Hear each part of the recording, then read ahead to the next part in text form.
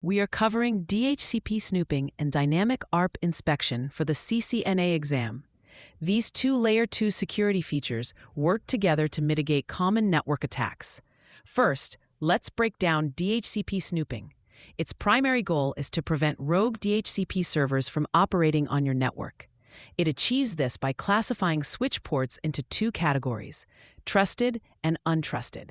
A trusted port is any port that leads towards your legitimate DHCP server, like an uplink to a distribution switch or a router. All other ports, especially those facing end-user devices, are considered untrusted by default. The switch will only accept DHCP server messages, like offers and acknowledgements, on trusted ports. If a rogue server on an untrusted port tries to send a DHCP offer, the switch drops the packet.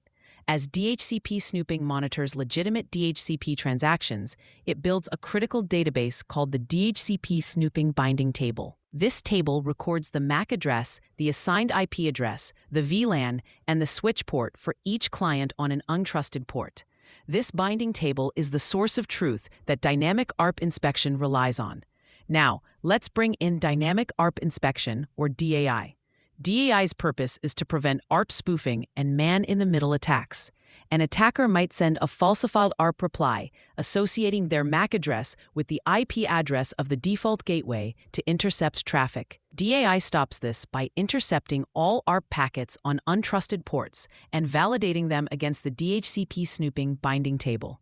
If the IP to MAC address binding in the ARP packet matches an entry in the table, the packet is forwarded. If there's no match, DAI drops the packet, preventing the attack. For the CCNA exam, you will be tested on both the concepts and the configuration. A classic exam trap is a scenario where a network is experiencing IP-related issues, and the provided configuration shows DHCP snooping enabled, but the uplink port to the real DHCP server is not configured as trusted. Remember, by default, all ports are untrusted, so you must manually configure the trusted interface with the IP DHCP Snooping Trust command. Another common mistake tested is enabling these features globally, but forgetting to apply them to the specific VLANs with the IP DHCP Snooping VLAN and IP ARP Inspection VLAN commands.